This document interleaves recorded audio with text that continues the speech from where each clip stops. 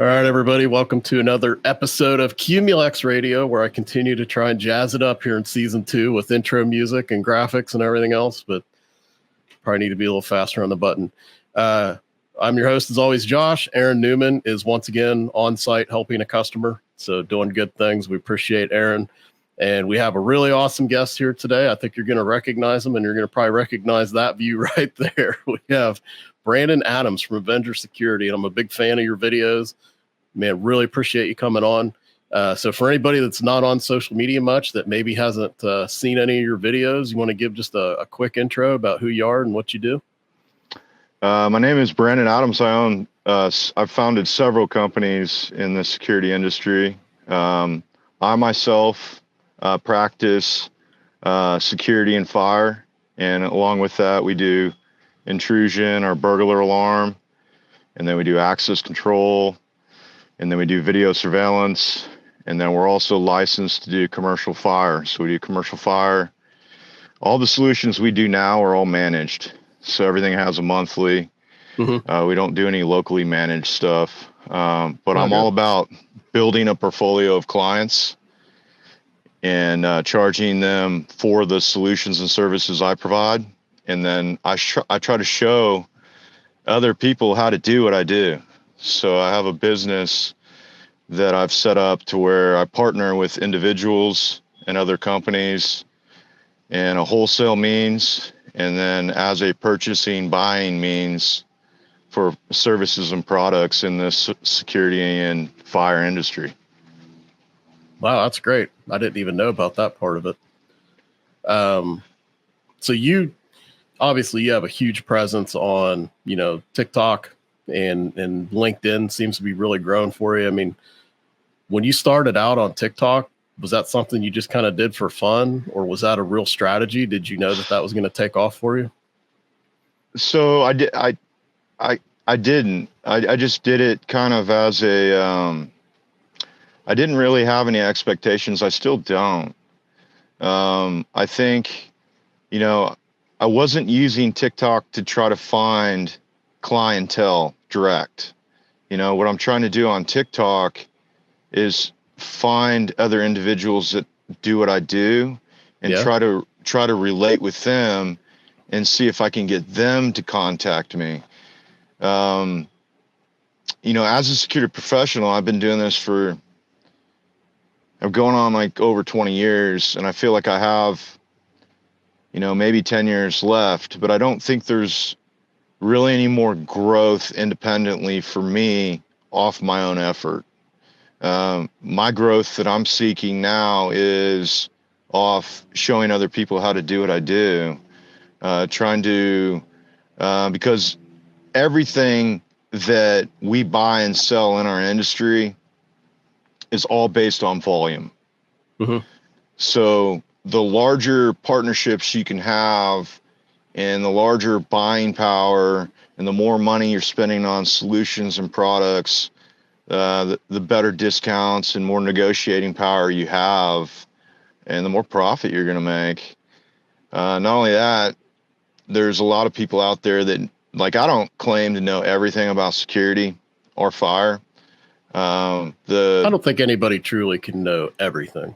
No, but I do think for the fields that I practice in, I am going to be way more versed on configurations. And then I come from just a completely different world before they even had, the internet, and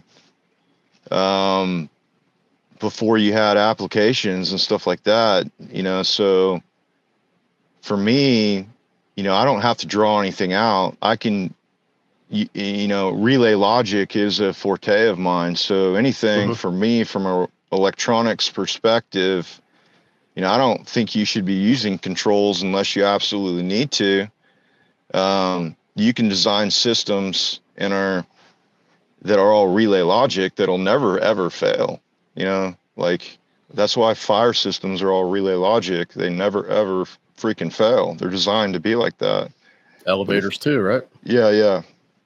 So if you can apply that to, your access control configurations, and your security configurations, and be less reliant on applications, and be more certain that stuff's never going to fail and always going to work.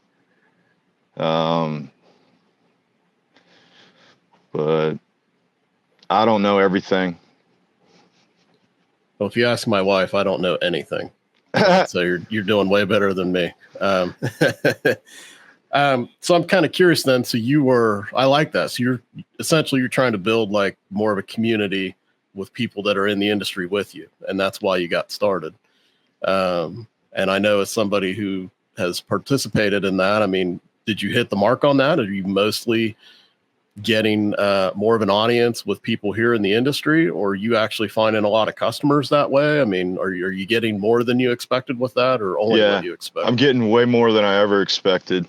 As far as now, I'm getting clients, people actually reaching out to me, saying, hey, I have this, we're interested. And, so I've gotten quite a few clients, not a lot. And big clients too. I'm talking, what's kind of changed in our industry was, 10 years ago or 15 years ago, the maximum amount of money you could make on an account was like $100 a month, maybe 200 if you were doing the burglar alarm and fire. But, video and access didn't have any kind of ongoing recurring revenue in it. Right. And now everything does. So, one account can easily pay an integrator, $4,000 just recurring revenue a month. You don't need that many clients anymore in order to make a whole lot of money. And you don't need a whole lot of clients anymore to be happy or to be satisfied with what you do as a professional, as an integrator. I think there's a huge misconception, especially on LinkedIn, specifically about, you have to have this company and it always has to be getting bigger and bigger and bigger, and it always growing and bigger and bigger. You're never going to be satisfied. Yeah. You're always chasing a bigger dollar. And that's just a path to destruction. I think it is. I mean, do you think that's like a statement to, if you look at our economy in general, not just security, where, the goal is to eventually be bought and to eventually make the company extremely large, right? So I mean, if you look at like maybe some of the aviation manufacturers, for example, maybe the quality's gone down the bigger they've gotten. And then there's a constant quest for more, which eventually turns into cost cutting. I mean, do you see that as kind of like the path where that leads to destruction, or you just mean on a personal level where they're just so focused on the money that you just sort of lose sight of like why you're trying to make money? Yeah, you do. And it's a problem. You have that. It's a problem with the reliability of products in our industry. A lot of these new products, they don't have the reliability that they should. They don't have near the reliability of legacy equipment. And it creates havoc in our system from everywhere, from, me servicing the equipment, from an emergency response perspective to the client site, frustrations with the client, having failed products that shouldn't be failing. It's especially frustrating when you're dealing with fire equipment. It can lead to all kinds of, it's just a waste of everybody's time. And, I think if you look at all these, especially with respect to security equipment, you look at DSC, you look at GE, you look at Honeywell, you look at all these companies, and they're not the same company. It's not. It still says DSC on the panel, but it's not a DSC company. It's JCI. Mm-hmm. And then you look at Honeywell. It's not Honeywell or Ademco, or now it's Resideo. Mm-hmm. And now they don't make their legacy equipment, so you can't support that anymore. It's almost like they're interfering with existing clienteles because they're not supporting. They should support the equipment. They should still manufacture this equipment. Instead, they force them to buy new equipment that's going to be just more problematic. I've noticed that to be a huge trend over the last 7 years, I would say. So you think there's then a balance, because you mentioned, this whole concept of recurring revenue with security products is probably a little bit newer and is not as common with like the legacy products. So you think there's kind of a balance with being modern enough that you can get into that recurring model, which, benefits the integrator, but then making sure that you're using more established, newer products? Or are you seeing more of the legacy products are providing those models that let you do that? I try to, so what I've noticed as a security professional is you have a lot of companies that try to do it all. So you have companies out there that, they can do video, they can do access, they can do burglar, they can do everything. They do automation.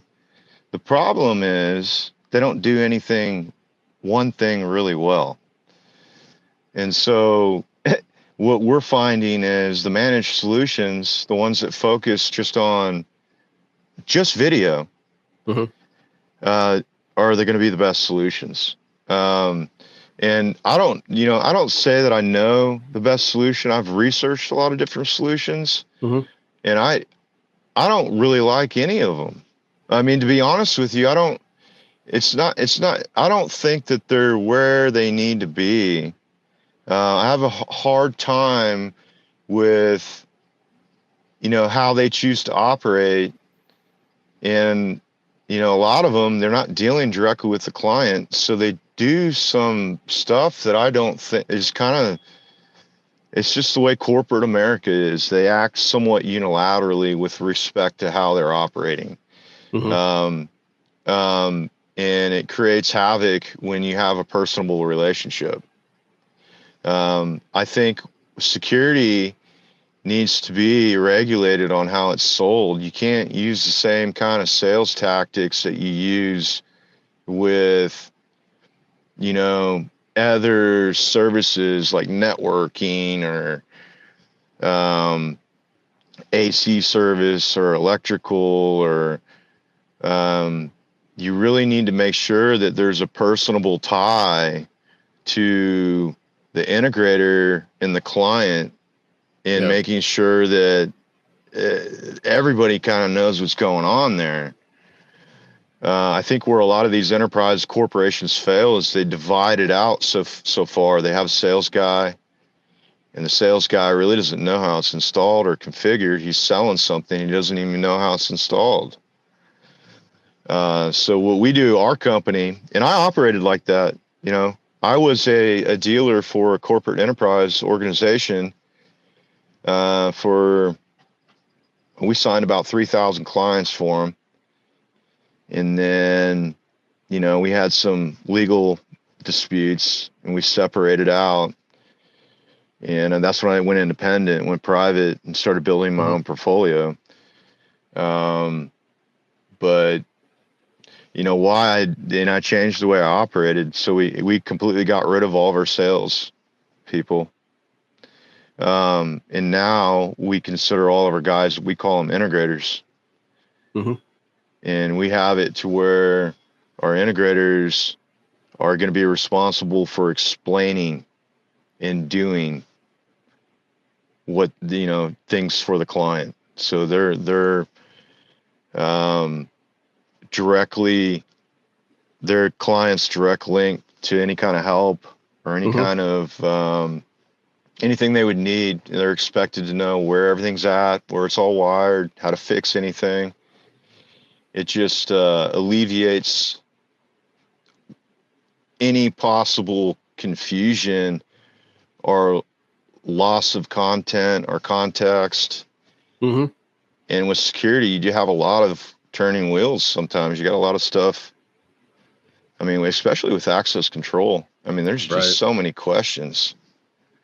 And a lot to think about. And I mean, do you think, because I could tell you I was an integrator for over 20 years and, had a mix of people that came out of the field and went into sales. And of course, you'd have some pure salespeople that probably didn't know how to use a screwdriver at all.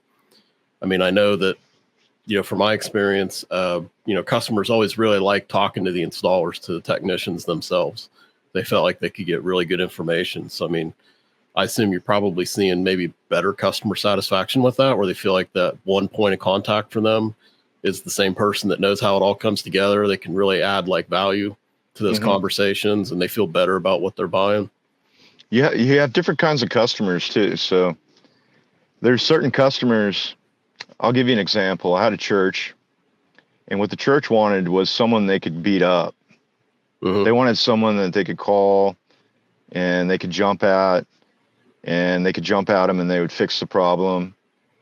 There wasn't really any kind of accountability for why they were actually needing that service. And so I took it over, and he would call me and he'd be like, "Hey, stuff's not working." And I'd be like, "Oh, well, how's it not working?" And he's like, "I don't know, no power." And he's like, "I think someone was working in some other building and they would cut something." And I'd be like, yeah, I mean, you're taking me down a road of destruction, right? And so those clients need to have a corporate company to take care of them. Right. They're creating havoc for themselves. They need someone that can manage havoc. I try to stay away. Try to keep it real personable and try to deal with more of someone that wants to pay a professional and then is going to also take care of their own stuff, man. They're going to hold other people accountable. They're not going to have just random accidents happen in their building to where it's going to create havoc for me. And they're not yelling at me on the phone. They talk to me like I'm a human being. They have respect for me. Those are the clients and I offer those people a different level of service. So when I see those people that I can relate with and can communicate with and have good rapport, and I'm going to give them a better deal.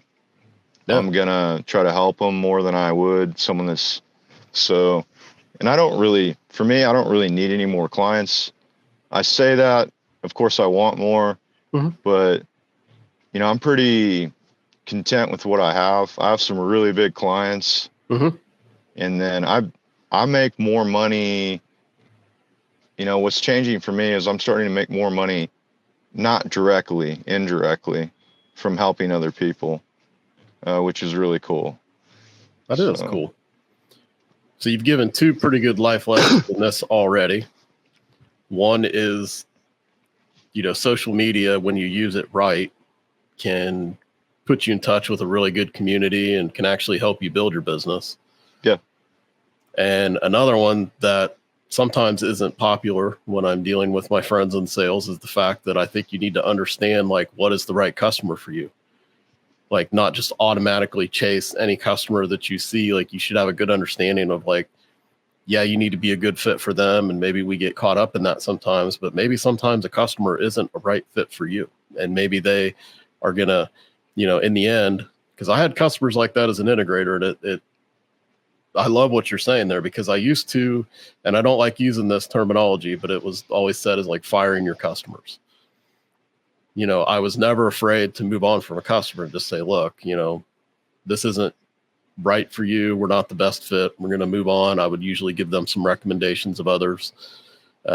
Maybe they could reach out to, but I think in the end, you're going to, you have all these other great customers, and you could spend time finding even more customers, but instead you could spend a lot of your time dealing with a problem situation that the resolution is going to end up in the same place. You're going to end up giving up an amount of your bills just to get paid, and they're not going to be happy with the experience. They're not exactly going to be a champion for you, even if you did well and deserve it. And nobody really gets anything out of that. So I've never really believed in like trying to go die on the hill with a customer that, you're not a fit,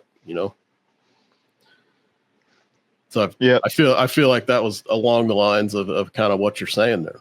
It comes down to the wrong customer. If you engage with the wrong customer, Yeah. It can ruin you. It can. Mm-hmm. It can. It'll make you not want to do your job anymore. So you have to be careful. I mean, there's rules to engagement with when you're doing when you're selling someone a service and then you're supporting that service. You're always going to have some kind of rules of engagement to that relationship. And being new, you don't know. You've got to. I mean, that's why I think, that's why I developed our program. Is you have guys that are just out there doing cameras. They would like to do access control, and they just need to learn the proper way to do it, and then learn what customers they should avoid, learn what customers they should be trying to get, learn which ones they spend their time, give time to, learn which ones not to give time to. Yeah. I think it's very important. But if you're brand new starting out, it's different. Like Right. me, how I spend my time is going to be different than how someone just starting out spends their time. So obviously, I mean, you started out, and I'm sure you started with some customers or had some kind of a start. But yeah, like when you're building, every new customer is the greatest thing ever. And you're not really thinking about whether they're the right fit. Like you just need customers. But then you kind of evolve over time through those experiences where you not only are you a better financial position or with your customer base, but just that experience that you have.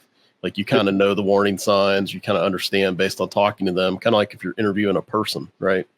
You just kind of get those personality ticks down a little bit. You kind of understand when conversations go a certain way, or kind of like, I think I know where this is going to lead to. And then you're able to move on. You look for the guys that are, hey, I need a quote for this, and I need this option, and this option, and this option, and this option, and this option, and this option. And you're like, oh, okay, no, we're not doing that, man. How about we talk and I make a recommendation? That's the way it works. Right. But you've got to sometimes, I mean, where new guys get beat up is they let the customer control the flow or the process. Right. And what a professional is going to do is he's actually going to engage with it. He's going to say, let's keep this real.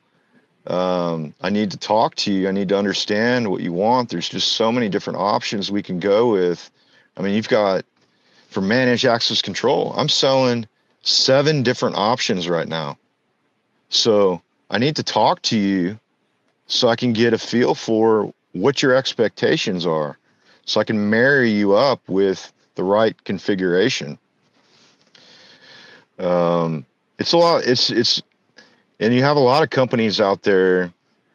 What frustrates me most about our industry is you have individuals out there selling security, like that are locksmith. So they're a locksmith company, or they're a networking company, and they're selling access control.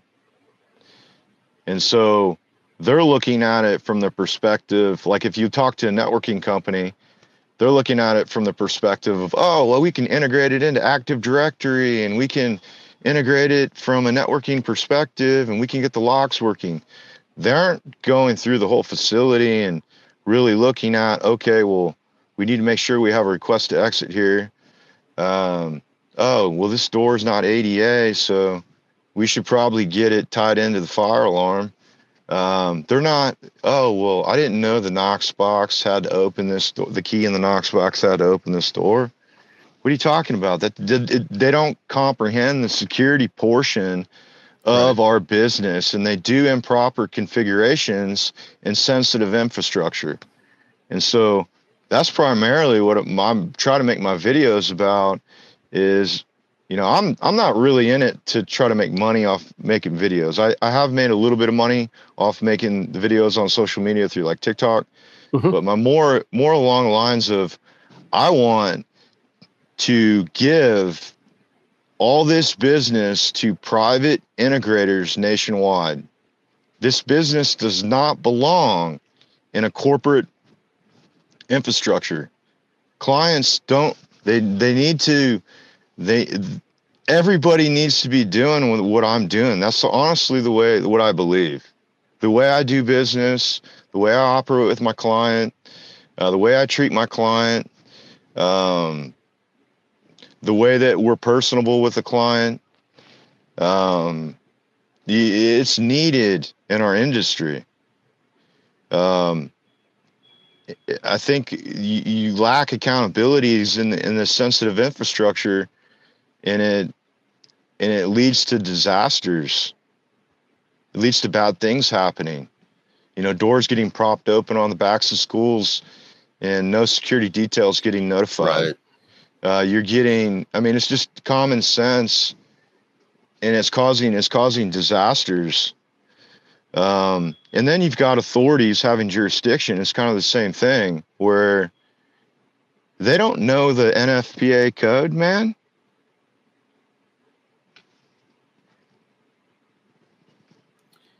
That's scary. And like you're saying, I think maybe it was Uvalde where the back door had been propped and was frequently propped because of something didn't work correctly in the system. So, and I don't remember the exact details, but a lot of things like that can happen, and that can be very dangerous because you're sort of like you're building the security net, but then you're leaving it wide open on one end because you're not properly done. Correct. You're not accounting for forced entries. You're not tying in door sensors and then what are you doing with that activity? Are you setting it up to where you're sending it to management, at least within the school? Is it the IT directors of the school's responsibility to be doing this, or is it the integrator's responsibility to be doing it? Is it the integrator's responsibility to be asking the question, or is it the IT? I don't know. Like I went to a school, it was just the other day, 29 doors, no request exits. And I asked the guy, I was like, why do we not have this? And a lock company had put it in. And the reason, they didn't even ask him. It was never even brought up. It was never even brought up as a topic in the sale of the system. In the school, they don't know. They're looking at a number. They're not going through the actual every single line item in detail and asking questions. Well, what is a Rex for? What does that serve? What purpose does that serve? Should we be using fail secure locks, or is fail safe okay? And they don't know. I saw that video. I remember seeing that video in the last couple weeks. But so is that what you think is like? So with because when I think of locksmiths, I think of like artisan. Like they know some things. Like that's a real true trade craft. But from your perspective, like maybe when they get into the security, they understand maybe all of because there's a lot of code requirements around the doors themselves. Yep. So maybe they understand that, but maybe they don't understand code or requirements, or, when you get beyond and you're actually getting into the system itself and how it operates. They don't understand. They understand the door locking part. They understand that, okay, well, as long as the credential unlocks the door, we're good. And it ends kind of there. What they typically don't, and I'm not saying all of them. I'm not, by all means, I'm not saying all locksmiths. I'm saying a majority of, I would say it's about 50-50, if not more. They don't understand what the door sensor's doing, and they don't understand their request to exit. They don't understand that the request to exit is being used to track motion before the door gets opened, and that's a valid action to happen in access. But if we have the door being opened without movement on the inside and without a valid credential on the outside, and that door gets opened, that's a forced entry. And that, I think, is just as important as locking the door, unlocking the door.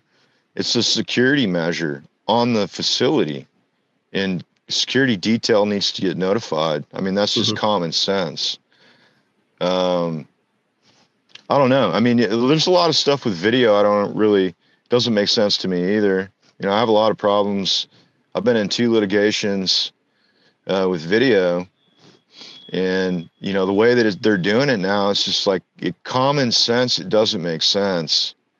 Like the whole analytic recording doesn't make sense. Really? It just doesn't. I mean, if you really look at it, what you're doing is you're destroying all your evidence. You're only recording just activity. Let's say something actually happened and you need to go to court. And you got to prove that, you know, no one was at your house all day. Nobody else was at the home. No one showed up at the property. Yeah. And you're going to show up with just analytics and 12 minutes of recording? So what you're saying, and that would actually be, it's the point you're making would even go beyond just analytics, but just like motion-based recording where you're not doing also continuous. Yeah, it's not, it doesn't make sense. You need to do both. And all these professional systems out that are managed, you know, they might have like a high-res analytic, and you set it to HD 15 or whatever, and then they're going to have some low-res substream that they're recording with no activity that you can't see anything on. You can't make it. I mean, I just had a pharmacy get broken into. Their sign got destroyed. We set all the analytics based on their perimeter of their facility, and so we get them going off intermittently, and we can't see anything at that sign because it's all substrate. It's all in res. And then they mess with the frames per second. You're not getting the same 15 frames, 20 frames a second that you would with continuous record. But I honestly think you don't really need that many frames a second. I think you need a continuous record, 8 megapixel, maybe like 4 or 5 images every second at the most. You don't need. Yeah. But I mean, we have customers that will also we have time-lapse recording. So in some cases, I mean, we support both continuous and motion. But we also have some customers will use time-lapse to make your point about the frames per second. And the time-lapse for many kind of shows what you're trying to talk about there, showing the condition of the site over a period of time to show that it was actually working. So, yeah, I think flexibility is important. I think you ought to be able to choose those options. I mean, are you saying some of the other newer options out there, maybe they just don't give you a lot of options, like it just sort of works the way it works, and it's kind of all based on motion off of an event, whether it be analytic or motion or what have you? Yeah, you have a lot of like all the people that make security panels that do video too. I'm not going to name names. I never will. Yeah. But they'll, all their stuff is going to be just like clip-based analytic. Right. And what you get in that is if you have an activity for beyond a minute, well, you're not getting anything. You're not getting 61 seconds. You got cut off on 60. Yeah. So it's, I don't know. And you look at how many cameras they're selling. It's frustrating. To me, it's frustrating. So you mentioned like what you were trying to accomplish on TikTok. I've noticed you've been more and more on LinkedIn. Was it the same kind of idea with LinkedIn that you're trying to build a sense of community? And then are you getting that same result on LinkedIn, or do you find that it gets you a different result between the two platforms? So I've noticed with both of them. So my goal was to acquire 100 guys throughout the United States off social media and try to get them doing what I do. And I got 100 guys. Okay. The problem is, out of those 100 guys, it's like anything else. It's all a numbers game where we have, I'm trying to count. I have about 8 guys that are taking off. But that's only 8 out of 100. But I've gotten I've gotten way more off TikTok than I have off LinkedIn, as far as response from media, but I've also put way more videos on TikTok than I have on LinkedIn. And it's a completely different response. It's a completely different social group too. Right. Like you have a lot of, I mean, I like both LinkedIn and I like TikTok, but you have a whole lot of, I mean, we were talking about earlier, you have a lot of people that hold themselves out as professionals on LinkedIn and they don't know anything. Like they hold themselves out as a know all security professional, know everything about access, video, security, and fire, and they don't know anything. And they have followers. They have just as many followers as I do. And they have, you know, it just blows my mind. You have a fake sense of reality kind of going on there. So that's frustrating. But I think... Don't you think that is what helps you be so successful in having the audience that you have? Is because I think, you know, if everybody's one way, and it's not sincere or it's not real, then nobody really understands the difference. But if somebody like Brandon comes along, and there's Bear Halverson and others that I really enjoy too, but I kind of feel you're the same. You know, you're very authentic, very genuine, and you're really trying to add value and speak about, I mean, you're showing videos of yourself doing the actual work, right? So, I mean, that to me, I think means that you really stand out from, you know, the people who maybe are saying that they know more than they do, or they're just sort of playing a role. I mean, it seems like it's an opportunity that I feel like more people like you should be taking advantage of. Yeah, I think I think anybody that's independent, you know, look, you can have all different ways that you can drive your business. You could have a website, but you can have social media procure just as much business as any website. So it's just a channel for you to acquire business through. And I think if you're not doing a website, like there's a lot of people that have websites they don't do anything with. I think social media is so easy. You just pick up and hit record and say something. And if you don't like it, delete it. If you don't like your video, you don't know. I've made, I don't need 300, 400 videos. I've probably deleted 700, 800. There's even some that I go through every now and then. I'm like, oh, I should probably delete that one. Or I'll say something, you know, I don't necessarily listen to all of them, but sometimes I do.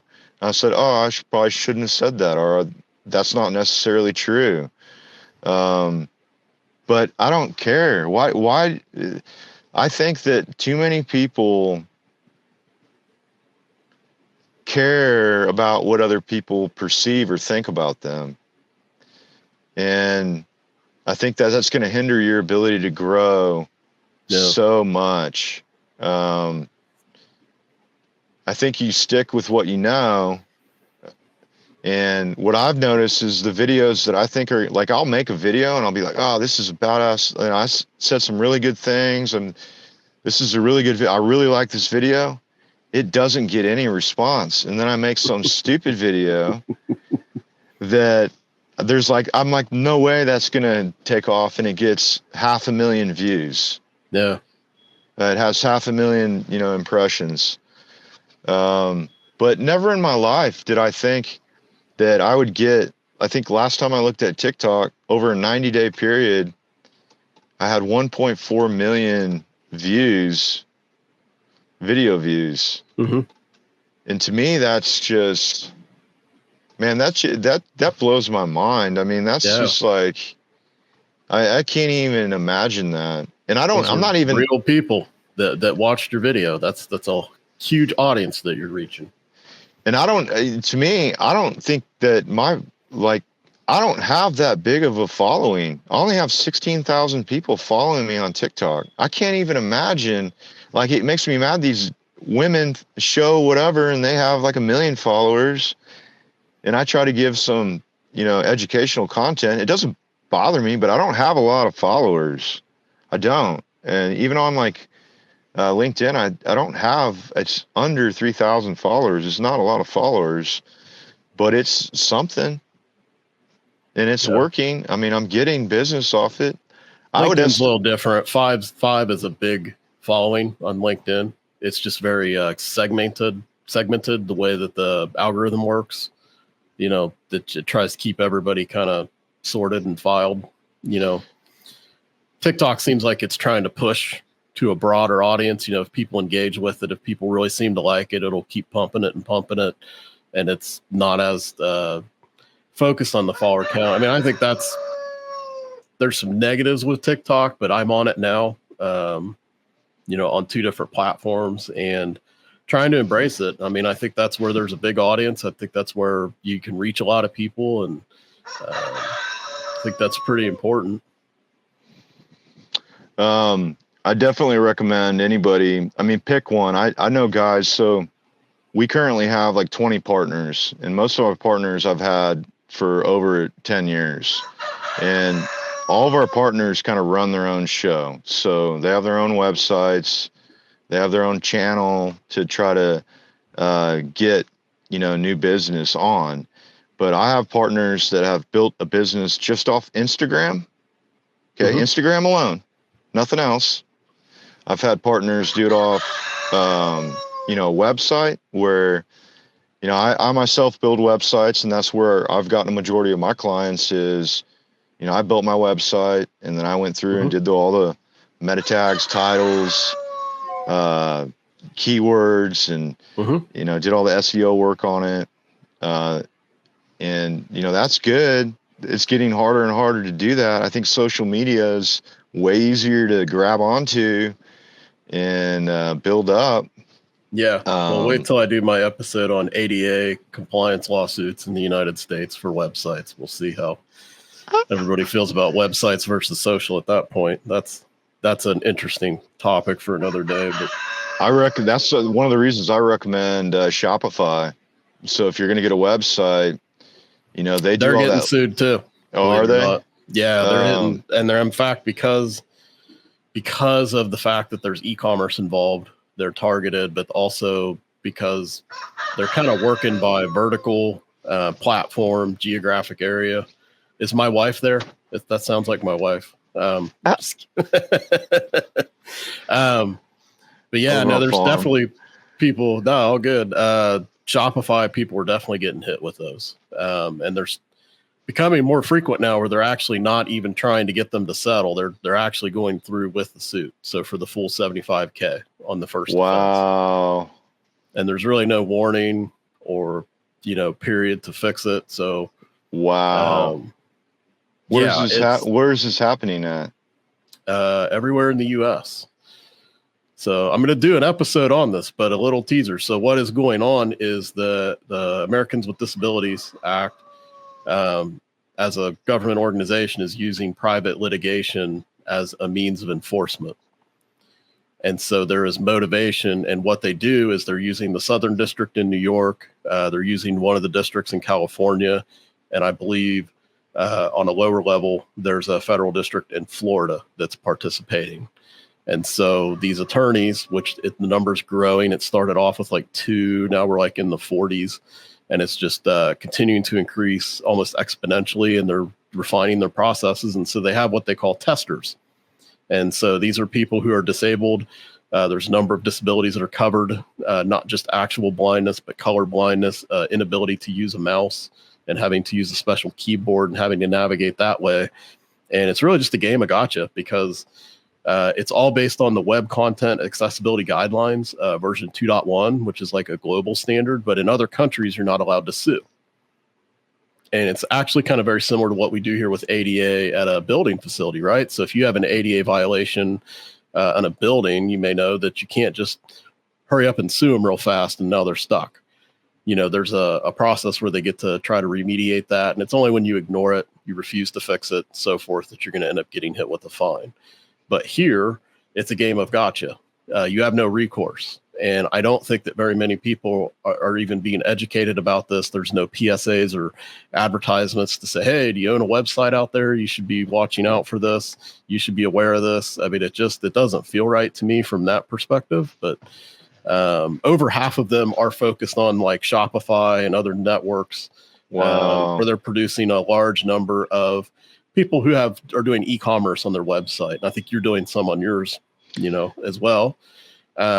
So they're kind of targeting that because it's easier to say in the lawsuit, hey, I was trying to buy a smoke alarm and, I was using my, thumbless keyboard and then it wouldn't advance, so I was stuck and I could not make that sale. So now you owe me $75,000. Wow. Which bothers me because honestly, I've seen a lot of bad websites where I can't get where I'm going and nobody owes me anything. So I just say, man, this is a terrible website. But there's a lot that goes into it when you start digging in. And I've done a lot of research on it the last couple of weeks, if you can't tell, because being in marketing for a living, all things digital affect me. But it covers PDFs. People have been sued now for PDF downloads that were not accessible PDFs. And social media and emails are covered in the WCAG 2.1 as well. And I'm not aware of any lawsuits on those, but how likely do you think it is that just in general our society moves to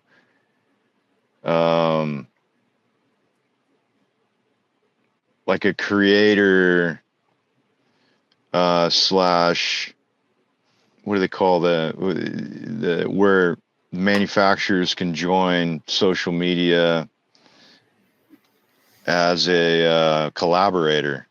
So how likely do you think our future will be to where Energizer, like let's say a manufacturing company, they're the collaborators, behind Instagram or TikTok or whatever. And then you have creators like me on social media. Oh, that's a huge thing now. Selling. Yeah, I think it's going to be the future. Yeah, it's a huge thing. Well, so here's the thing that I would say, like when you were talking about building your audience and what you're trying to do, I mean, on top of the fact that you have a chance to be authentic and shine versus those who are not, I think humans, we build a relationship with people that we watch. Like this is the first time we've spoke verbally, we've had some emails and stuff, but I already feel like I know you because I've watched so many of your videos, right? Like I kind of understand your cadence and what you're about. And so I think when you have these creators, these content creators, you build a relationship with your audience. So that is a pretty powerful tool for a corporation that's selling products, to get their products out to market through these creators. So, I mean, there's a whole lot of that's happening already. And I think there is a bigger future there because I think if you look at like network television, for example, is really on a very huge downward trend, if not a cliff that is falling off of. And I think most of us, me included, I mean, I don't know if I'm a boomer or what I am. I'm 45. So I'm in that weird Gen X where I had like the old world, but I also had internet in high school, right? So we're kind of like an in-betweener. But dude, when I watch TV, I mean, sure, I watch NFL, I get the Sunday ticket and all that. I love my football, but when I'm watching TV, dude, I'm watching YouTube. Like that's because I'll see like a Peter Santinello who goes around the country and really talks to people and tries to understand what things are like and cut through all the stuff that you hear between the politics and all that. And like, so what's really going on with immigration or what's really going on in this city, like Gary, Indiana, where things aren't good. He goes and he actually talks to people and he's not trying to make them look bad. And he's trying to give them a chance to tell their story. And, me and 2 million other people watch all his videos, because so if, I've developed a relationship with him where I'm like, man, I really think he's a great person. I really like him and I appreciate what he's doing. And so if he sells me a candy bar, I might buy it. You know what I mean? So I mean, he doesn't really operate that way, but you get it. I mean, I think, there's more appeal to that. And I think, honestly, there's probably always been, I guess, maybe more personal taste than we've been offered in past decades. When I first grew up and you just had like cable's a big deal because I had 30 channels. I mean, that's it, man. I had 30 channels worth of what am I into, and there wasn't always anything. But now I can go on YouTube. I mean, if I have the belief that the planet Earth is actually inside of a shoebox that an alien has under his bed, there's probably like 1,000 people on there making videos about that. You know what I mean? I mean, I don't believe that. I was trying to think of something weird, but you get my point. I mean, there's just all these different niches and different ideas and different things that people are interested in, and you can go and you can get exactly what you want now. And I think there are some negatives. We're not all watching the same stuff. We're not all getting the same information all the time. But I think there's also value that if I'm interested in security, I can sit and watch Brandon for 2 hours. I can watch Bear Halverson, and I can, watch his podcast. It's another podcast brings that to you as well. So, well, we're on one, right? Didn't mean to plug podcasts there, but so, yeah, I mean, is it the future? I think honestly, Brandon, I think it's more now maybe than we realize, because more people watch a Peter. You didn't even know Peter Santinello existed probably. And he gets 3 to 4 million views on a video. And I don't think CNN gets 3 to 4 million views in a whole quarter on their TV channel. You know what I'm saying? And that's one of the most recognizable channels on TV. So I think that's absolutely where it is. And I think that's also from an advertising marketing perspective, I think that's where it is, because you can really show your customers who you are. And to your point, we talked earlier where, finding customers that really fit you. Well, what if the customers do the reverse and they're finding you because you fit them? They say, I really like the way Brandon does business. I like his work. I've seen the quality of his, he's cutting in those door strikes and he does a good job and he explains things to people. It's very practical. So, I mean, I think it kind of works both ways, right? It does. It does. It absolutely does, in ways that I never would have thought. So it used to be, here's what I had for dinner. I mean, I was on Twitter when it was like, 2006, I think I was on there, and the people that started Twitter, like Jack Dorsey, are like, hey, everybody follow me. I mean, I've been around it for a while, and it's, 10 years ago, Twitter was where you'd go to get all your news. I mean, I saw the Arab Spring. I saw the tsunami in Japan. I mean, just so many things, and you would see it real time from the perspective of people on the ground. Yeah. I didn't need some person, this news anchor who thinks they're better than me on TV to tell me anything. Like, I didn't understand what they were yelling in Japanese, but it had something to do with the giant wave of water, right? I saw it coming. And I saw the devastation, but I also saw the people helping each other. And it's strange because it's allowed us to, in spite of all the negatives that can come from it, I think from a business perspective, it's been good. And I think as a person, I think we have a better understanding of events that are happening on the other side of the planet than any generation ever before us could have ever had. Yeah, absolutely. Everything's on camera. Everything's being recorded. No. Yeah. For better or worse, right? I mean, there's positive and negative with anything. Well, when you were a kid and I was a kid, you get away with anything. You can't get away with anything anymore. It's not happening. Yeah. The kids are smart. They know that. Yeah. And, I think, it's the world we got. But I like it, man. I'm pretty excited about the future for things, and I'm pretty excited that the people can get out there and be themselves. They can have an interest and share that with everybody. And, my son and I like car videos. We make car videos. We like to watch car videos. I could pick out any kind of particular random car, and I can go find like 100 videos where people have, talked about that car, restored one of those. I mean, it's really cool, the technology that we have now. And I think we're just going through an adjustment phase, working out the kinks, but the future is going to be full of crazy stuff with security for sure. Yeah. With gun detection and all that coming through cameras. So yeah, it'd be interesting to see. Yeah. Well, and we no doubt we'll get a chance to get your opinion on those things as we progress. So it's not where it needs to be, I can tell you that. But so I have a weird question before we go. So you're one of the people that I follow. I've mentioned a couple others that I follow. Is there Is there anybody out there that you enjoy following, or do you just primarily get on and push your own content out? No, I follow. So on TikTok, there's an individual. His name is Deadbolt Deputy. I follow him, and he does. He's a locksmith, and man, he shows just to the T how to do any kind of lock or any kind of configuration, all from pinning, rekeying, master keying, and mostly fixing worn and torn up hardware, door hardware and locks. And then there's another individual on TikTok I follow, Appleton Electric. There's a few other guys. I mean, that dude's he's got 3 times the amount of followers that I do, but we started at the same time, and we'd hit each other up and nice. Hey, I'm going to beat you to whatever. And I'd be like, oh, okay, I don't think so. So we were racing for a while, but he's gone way past me. He's very cool dude. You got to get Deadbolt Deputy on the Deadbolt Society. I mean, he's got to be. Dude, he's got at some point. I think he's got on TikTok. He's got close to 100,000 followers. Wow. So he's very down. He's very, very, very, very down to earth. Very, very cool dude. Nice demeanor, everything. You can just tell he's very, just a good dude, man. Do you see what I mean, though? You feel like you know. Yeah.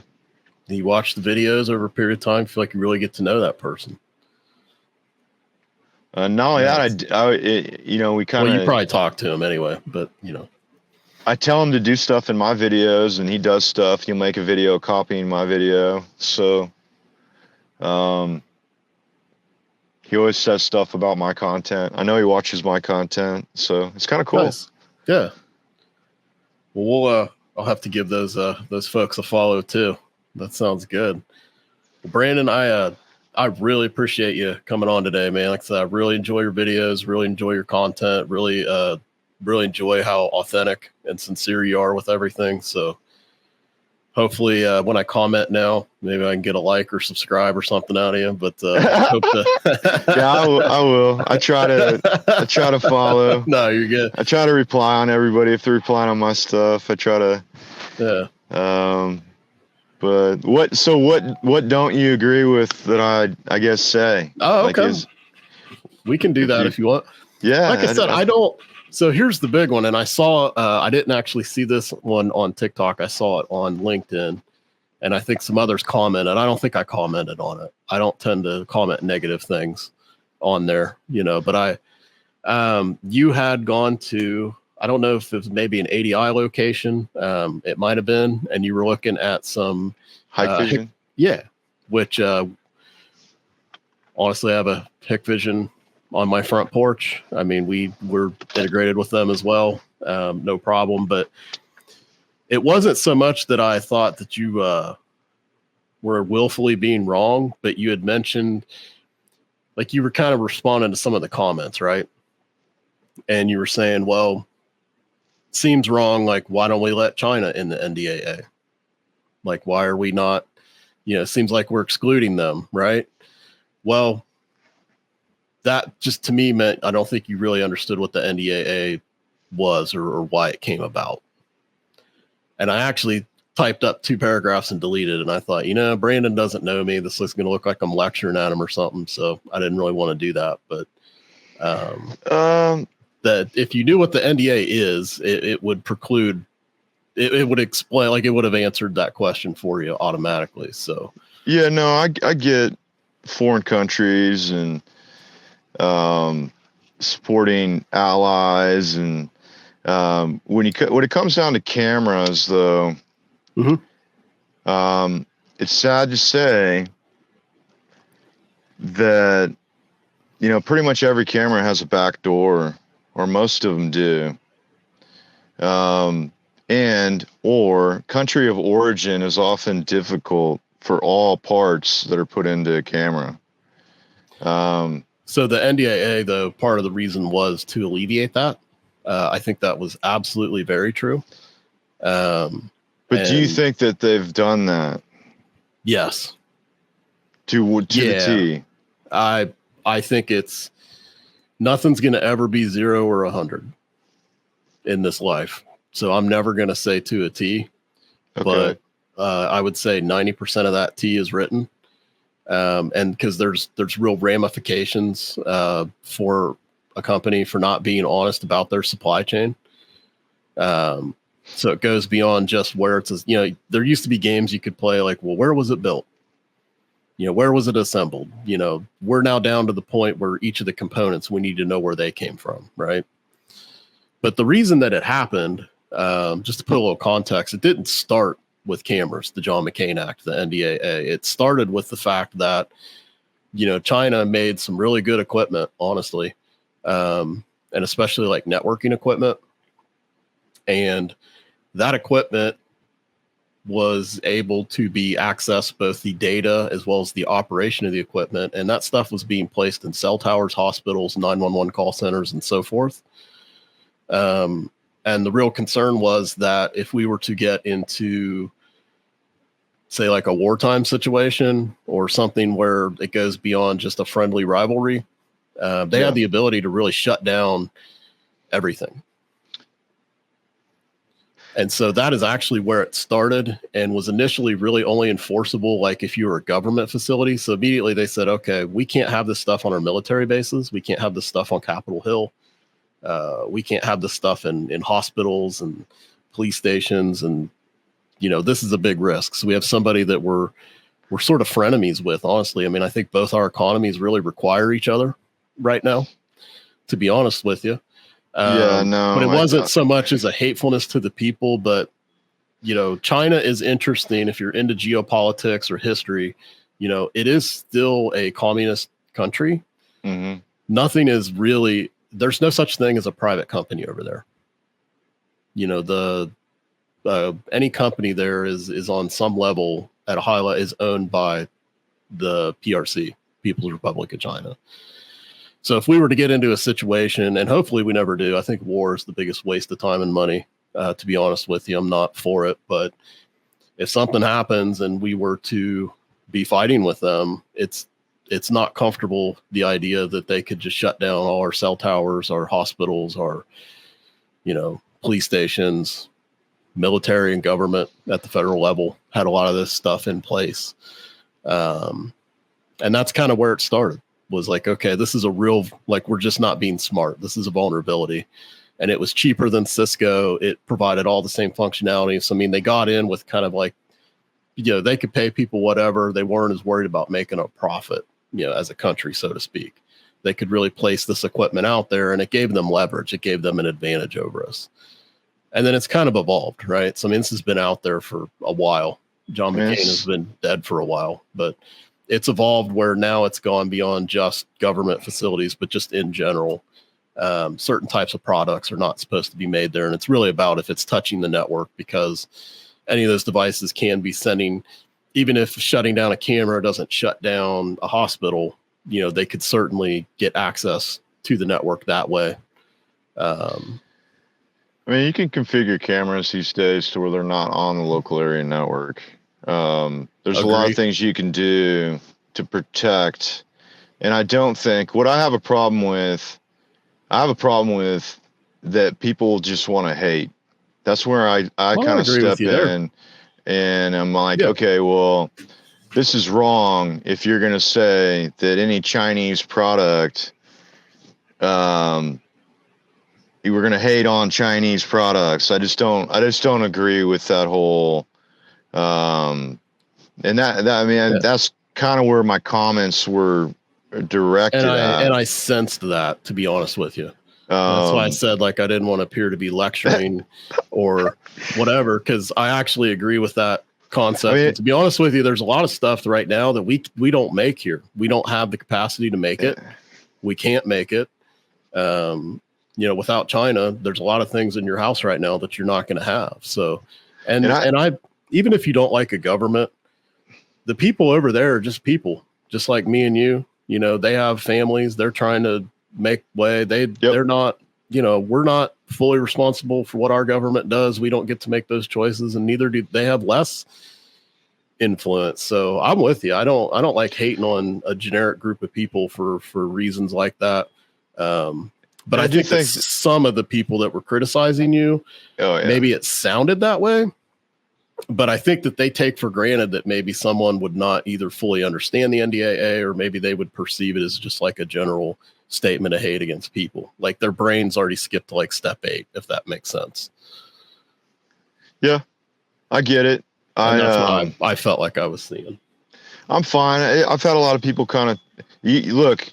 I like people that hate me just as much as I like people that like my content. I do. That's one thing I used to get.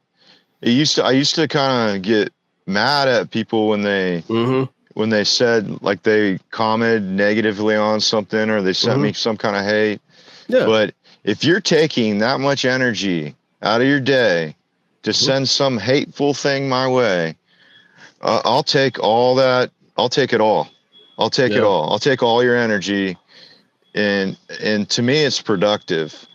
It used to not be. I used to not be able to do that. But well, when you first do it, like, there's a vulnerability that you feel that you've like, and I don't know that you process it exactly using that word, but you know, you're kind of putting yourself out there.